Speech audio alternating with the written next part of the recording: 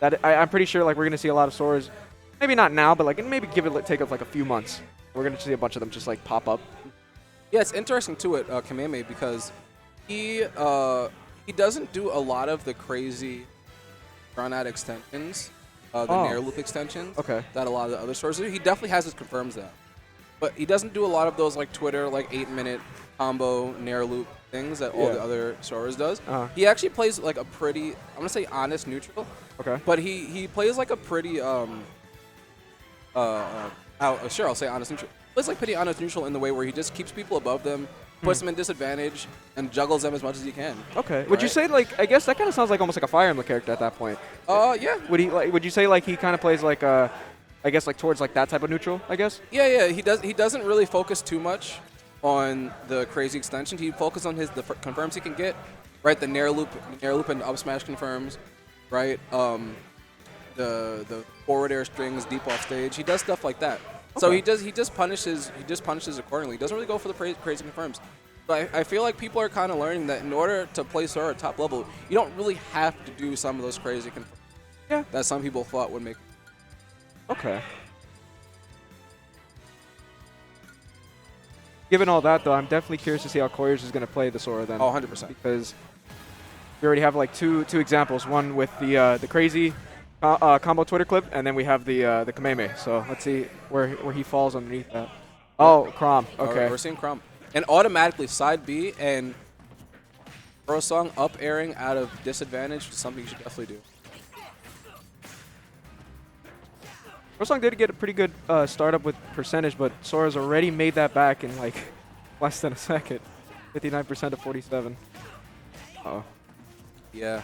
And I feel like Crowsong is kind of getting blitzed right now. Hey, yeah, and that's what I mean. Yeah. The other thing, too, about Crowsong, he likes to press buttons a lot. I mean, obviously, you know, Rory and Chrom kind of want to do that, but, like, I feel like there's times where he shouldn't. Yeah. You know? Yeah, I mean, you know, when you play a character like Chrom, it's hard to, like, not press buttons. Yeah. Because he has such good frame data, such good advantage on shield, and going off stage like that, you know, taking that stock early. Like you're down by a lot. 150% to like 80. Got that edge guard. That was good that he cleaned up that stock too, because, you know, it probably would have been bad if he didn't. See, this is the interaction that I want to see how Crowsong gets out of. Like, if he's getting juggled in the air, like that, what then? Or like if he's getting like camped out from ledge, like, you know, because those are things that you have to worry about, especially as Chrom, where Sora has like a a counter and then very cheesable thing to do. Yeah, and he's playing very aggressive right now, and I feel like he's running into a lot of the things that Coyors is throwing out, right? And if his move doesn't hit, he usually likes to like air dodge. I've noticed too. Like that's how his second stock died. Oh wow. That punish on that. Yeah. And those are kind of confirms, right? It wasn't a crazy confirm, pretty modest confirm. Got hit at like maybe like 100%, and you died from it, which is like, you know, a lot of the top tiers in this game. It's not that crazy. Now you died. Yeah, that's it. Yeah, and that's kind of what I was afraid of, right?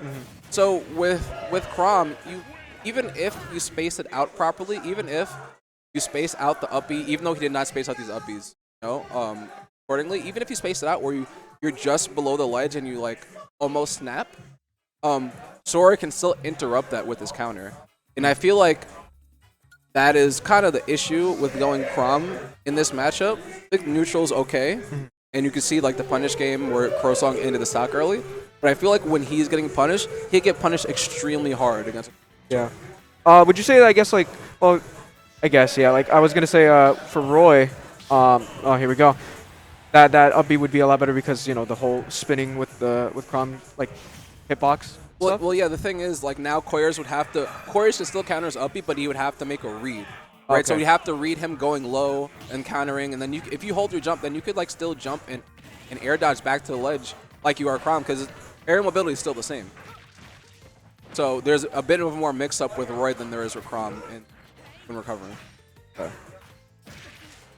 Yeah, we're going to Smashville though. How do you feel about the stage? To be honest, I feel like it's probably not good because of that. If Sora has center stage, he could just build a house and like, you know, use his magic if he wants to. I don't know if Coyors is going to go for that route, but things like that where it's like, you know, to close out your opponent by like not letting them in, you know, and especially since it's a Fire Emblem character, build the house, you know, do the counters on the stage and get the read. You know what I mean? Like it seems like a recipe for disaster. But I have faith in Crowsong to pull through. But things like that can catch him. Thundaga and yeah, and the thing is, Crowsong is also recovering very aggressively, right? So, ooh, okay, good weight. Oh wow. That too, like, yeah, you're right. Like, the Keyblade just kind of, like, has, like, a huge hitbox. Oh, wow. He could have got up tilt, but he cleaned that up with a forward tilt, though. So, good on Crowsong, good chase. That was a good attempt to grab, though. Oh, wow. Yeah, Okay, just jump really back here. Yeah, that Keyblade is huge. Like, just it could just phase through the map and just hits you still. Insane. Yeah, no, Sora's hitboxes are pretty big. And that's really the thing with Sora. He could control space very well in his bubble. Okay. Good tech chasing on Crowsong's part. Yeah. And one thing, you know, to note about Sora is that you kind of have to respect him at the Yeah. So if Sora's recovering and you see them with Thundaka, you have to respect it. You can't do anything about it. They're going to do it recovering low, and you just have to give them a little bit of space.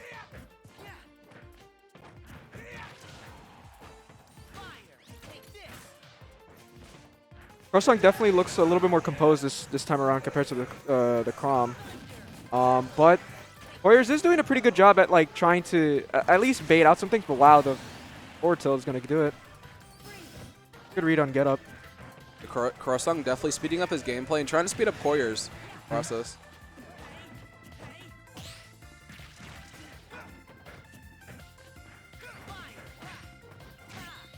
Okay, missed it.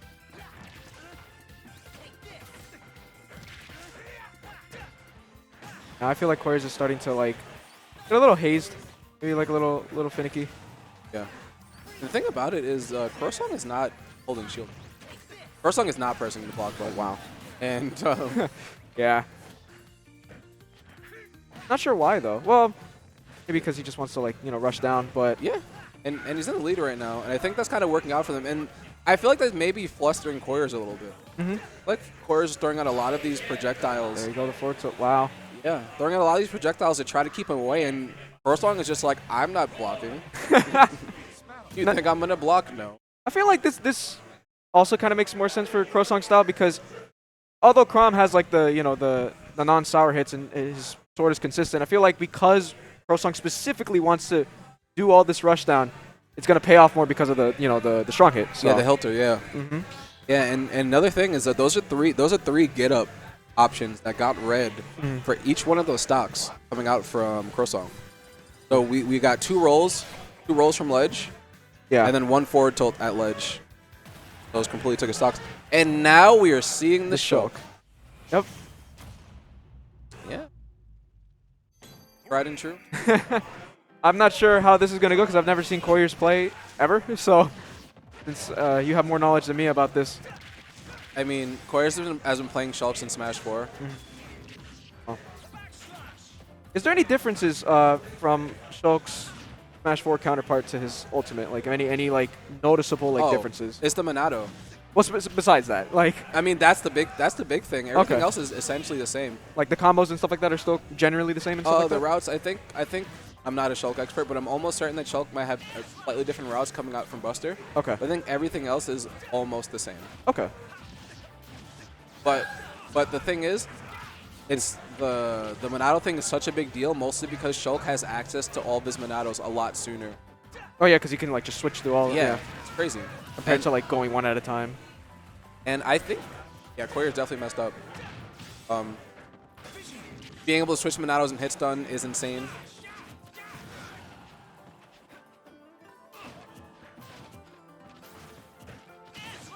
Oh wow. At this point. Yeah, that was actually pretty good on Crowsong because one thing about Smash Monado is that that move not do a lot of shield damage, and that happened. I feel like we're getting back into a scramble situation with just hitting each other, see what happens. Ooh, that Monado switch, just raw Monado switch. Oh. Put up, yeah. Good Shulk off of you. Okay. You're insane. Okay.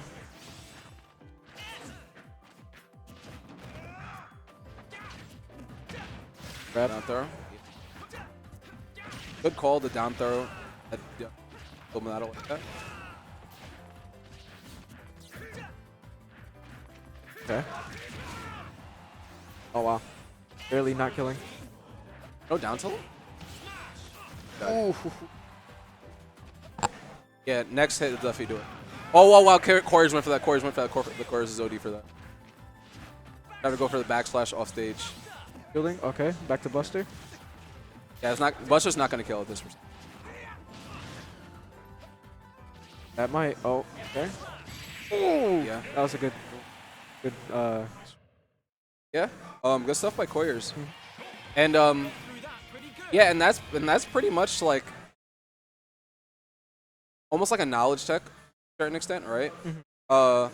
It seemed like Crowsong knew what to do when it came like comboing the shield battle portion of it, but I felt like, you know, him running into a lot of those things Shulk was doing. I feel like every single time that Coyors had Buster, Crowsong ran in and got hit for like 7. Yeah. And that's the big thing. Like, Shulk can rack up damage like nobody else when he's in Buster right now. It always feels like it's like sneaks up on you too. Like especially with like Buster, when you just get hit by that, it's just like, oh wow, I'm at this percentage already. And then by the time you kind of realize it, Shulk is already probably on another Monado at that point. You know, so. Okay, well, I'm gonna go play my match. It was nice commentating with you, Bars. Yeah, and we are gonna be back after this brief break. No problem.